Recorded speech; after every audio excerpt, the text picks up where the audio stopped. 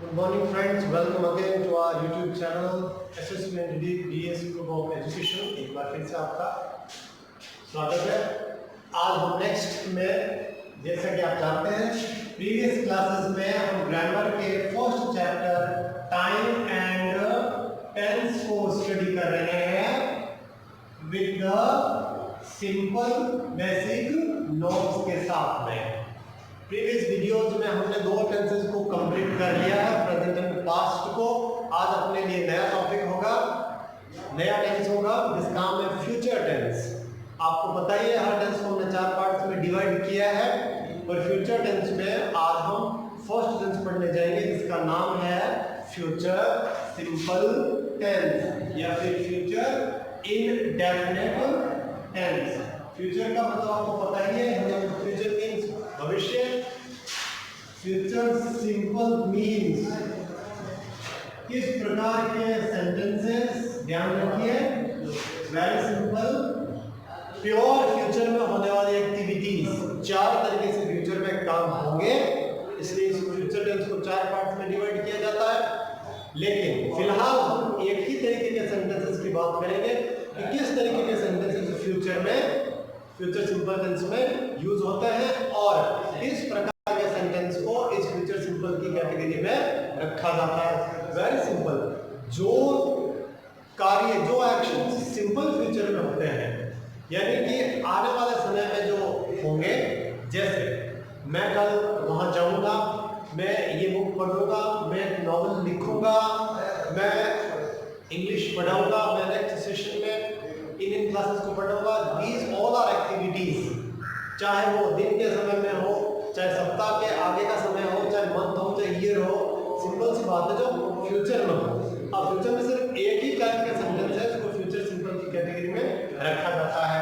तो first of all अगर आप ध्यान रखिएगा तो सिंपल फ्यूचर में किस तरीके के सेंटेंसेस का आप पहचानोगे कैसे, उनको आइडेंटिफाई कैसे करोगे, इसकी बहुत ही सिंपल सी बात है कि हिंदी सेंटेंसेस के लास्ट में, यानी हिंदी वाक्यों के अंत में, या हिंदी वाक्यों में यूज होने वाली वर्ब के अंत में, यानी कि जैसे कोई एक्टिविटी है तो उसमें गा, ये, ये सब आता है। जैसे हम वहां जाएंगे, हम क्रिकेट खेलेंगे, मैं नॉवल लिखूंगा, ये सारी एक्टिविटीज जो होती है सिंपल फ्यूचर में होती है, जो फ्यूचर में किसी टाइम पर भी हो सकती है, लेकिन जरूरी नहीं है कि इनके साथ में टाइम हो। आप वर्क को देख करके, आप सेंटेंस को देख करके पहचान करके ये सारी एक्टिविटीज फ्यूचर में होंगी। तो मैंने पहचान आपको इस टेंस की बता दी। अब मैंने आपको बताया था कि 3 जो हमारे चैप्टर्स कॉन्सेप्ट होते हैं रिलेटेड, किसी भी टेंस से रिलेटेड, उसमें दूसरी चीज होती है, उसको कहते हैं my dear student helping verb.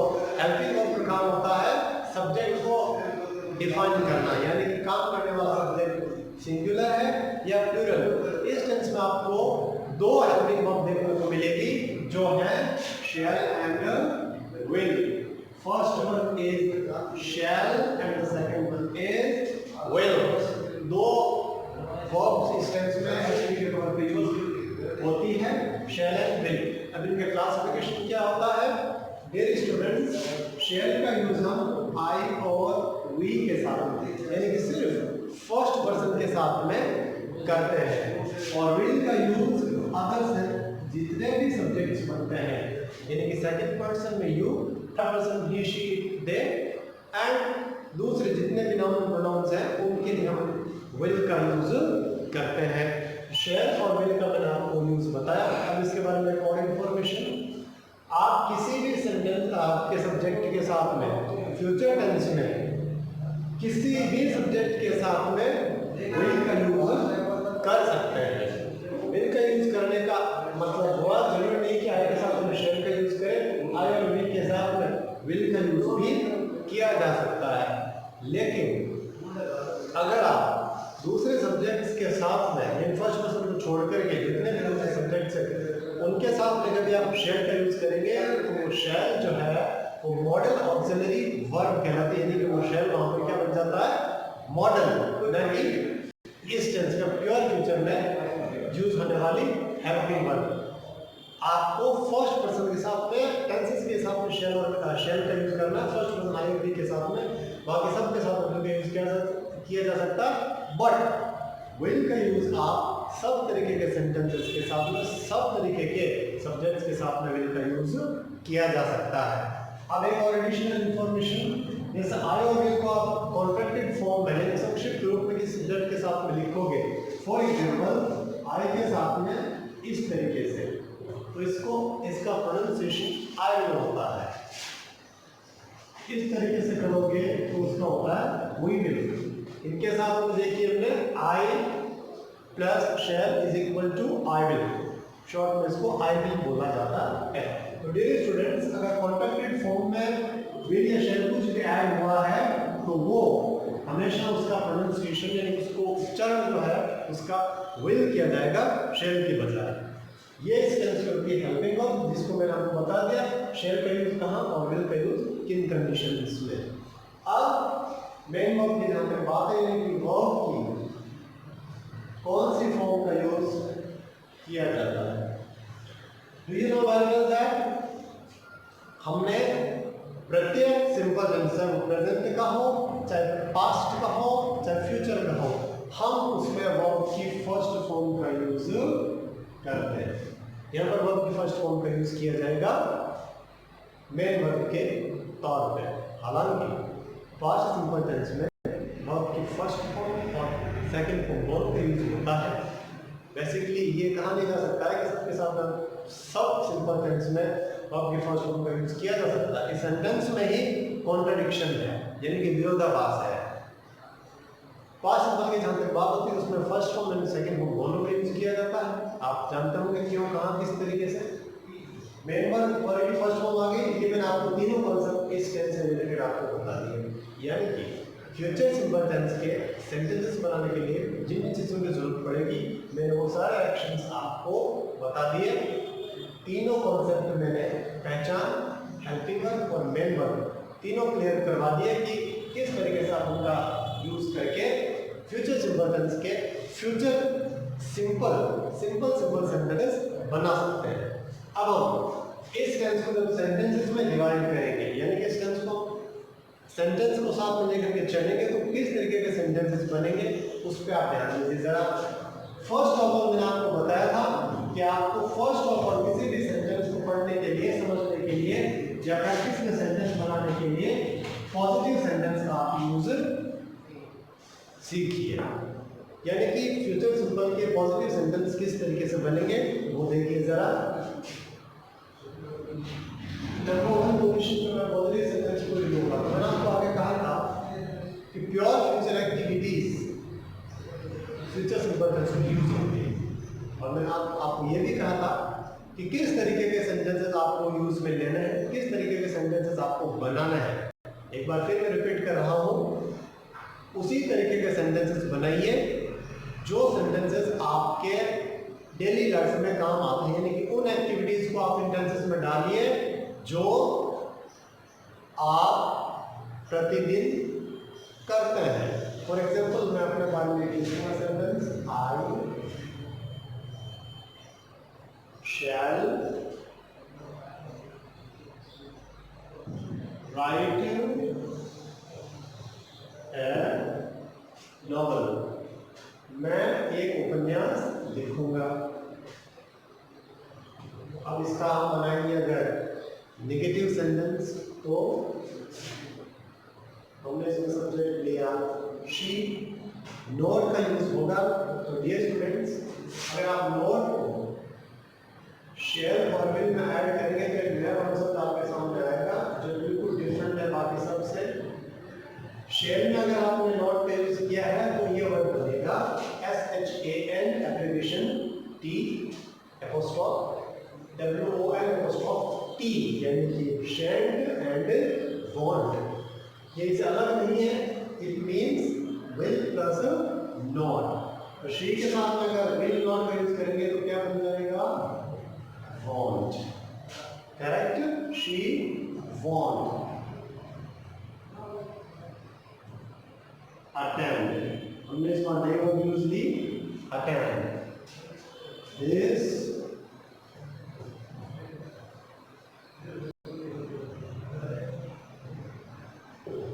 function. F-U-N-C-T-I-O-N. Next है interrogative sentences. Interrogative sentence का pattern change. Interrogative sentences में हमेशा subject से पहले helping verb आ जाती है. For example, will you help her? Last with some interrogation, then a question mark. Next one, interrogative sentence हो गया. Simply अब कौन सा होगा? Interrogative negative sentence. आप रूल्स के साथ चलेंगे तो सब्जेक्ट के आगे आपको नोट ऐड करना है. तो किस तरीके से सेंटेंस बनेगा? जैसे then लिखो shall we not go to play today? Question mark. इस तरीके का सेंटेंस हो गया इंटररोगेटिव नेगेटिव. अब हम देखेंगे डब्ल्यू सेंटेंस. जैसे where will they go? ये हो गया इंटररोगेटिव सेंटेंस. इस तरीके से 5 तरीके के सेंटेंस मैंने आपको बता दिए. लास्ट जो बचता है वो है इंटररोगेटिव नेगेटिव सेंटेंस.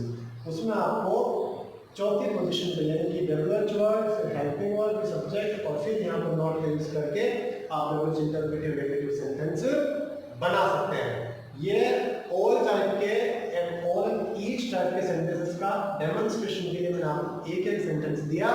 इनको आप एक्सप्लेन करके एटलीस्ट 4 या 5 सेंटेंसेस यानी 4 सेंटेंस आप और बनेंगे तो इसकी आपको बहुत अच्छी प्रैक्टिस हो जाएगी. और प्रैक्टिस के साथ में ही आपका फ्यूचर सिंपल टेंस कंप्लीट हो जाएगा. इस तरीके से फ्यूचर सिंपल टेंस के बारे में बेसिक इंफॉर्मेशन जो थी वो मैंने आपको कंप्लीटली बता दी. नेक्स्ट अपना जो टेंस बनता है वो होगा future continuous tense. Future simple tense के बारे में ये सेंटेंस थे. अगर आप इनको और सेंटेंसेस के साथ में बनाएंगे तो इस टेंस से रिलेटेड जो भी आपके डाउट्स होंगे वो सारे क्लियर हो जाएंगे. नेक्स्ट जो टेंस बनता है डियर स्टूडेंट्स वो फ्यूचर टेंस का ही सेकंड पार्ट है जिसका नाम है future continuous tense. Next part of future tense is called future continuous और future you can say progressive tense. Progressive tense आने का मतलब ही हो गया कि टेंस में रहे आएंगे तो सिंपल सी बात है इसकी पहचान हो जाएगी आपके रहा होगा. कंटिन्यूअस इसलिए रही होगी, रहे होंगे, ये इसकी पहचान बन जाएगी. और जहां तक इस टेंस की हेल्पिंग वर्ब की बात है तो dear students future simple tense ऐसा है जिसकी रूट फॉर्म यानी शेप भी सेम ही रहती है प्लस क्या हो जाएगा बी. और जहां तक इसकी मेन वर्ब की बात है तो डियर स्टूडेंट्स कंटिन्यूअस टेंस के बारे में आपको बताया था. वर्ब की फर्स्ट फॉर्म में क्या जुड़ जाता है आईएनजी. इस तरीके से हो जाएगा फ्यूचर कंटिन्यूअस टेंस की बेसिक तीनों चीजें हैं पहचान, helping verb and main verb. Very simple. Future tense का कोई भी टेंस हो रूट फॉर्म सेम ही रहती है. जैसे नेक्स्ट में आगे बढ़ते हैं फ्यूचर सिंपल से कंटिन्यूअस फिर परफेक्ट फिर परफेक्ट कंटिन्यूअस तो एक एक चीज ऐड होती जाती है. कंटिन्यूअस दूसरे इसलिए मैं इसमें क्या छोड़ा बी. अब सेंटेंसेस किस टाइप से बनेंगे वो आप देखिए जरा. पहला सेंटेंस मैंने आपको बताया था ऐसे सेंटेंस यूज करने हैं जिनका डे टू डे लाइफ में यूज हो. For example I shall be waiting for you question full stop. Next one is negative sentence she will के साथ में नॉट ऐड होने से क्या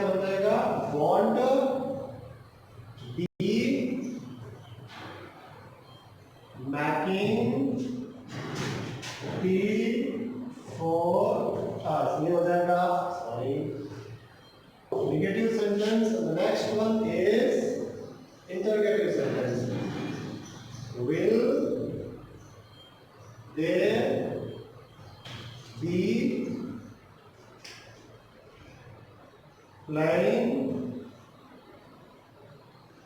cricket at this time? Any question? Like interrogative sentence है, interrogative negative will they plus not, same sentences को आप इसी पैटर्न को फॉलो करके इसके interrogative negative sentence बना सकते हैं। W छोड़ा जब मैं बताऊँ तो देखिए, what will he doing it this time? इन दो सेंटेंसेस में हमने एडवर्ब का यूज किया एडिशनल इंफॉर्मेशन के लिए जो यूज में काम आएंगे। इस तरीके से ये हो जाएंगे आपके interrogative sentence, double interrogative sentence. अब इसको अगर आप नेगेटिव में कन्वर्ट करना है तो फोर्थ कंडीशन पे यानी double word helping of subject के बाद में नॉट का यूज करके आप इस सेंटेंस को भी कंप्लीट कर सकते हैं। ये सेंटेंस आपके ये टेंस इस तरीके से कंप्लीट हुआ। इसकी एडिशनल इंफॉर्मेशन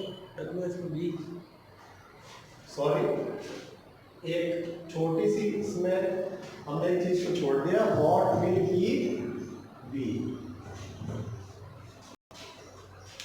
बी का यूज बी बीइंग बी का यूज हमेशा आई से पहले आता है। बीइंग से पहले हमने बी को ऐड करना है, इसमें नोट ऐड करना तो वो चौथी पोजीशन पे हो सकता है। अगर आप पहले यूज करें तो आपको शेंट एंड बोर्ड का जो मैंने आपको बताया था उसका यूज करना। इस तरीके से ये फ्यूचर कंटीन्यूअस टेंस फॉलो हो जाता है। इसमें कुछ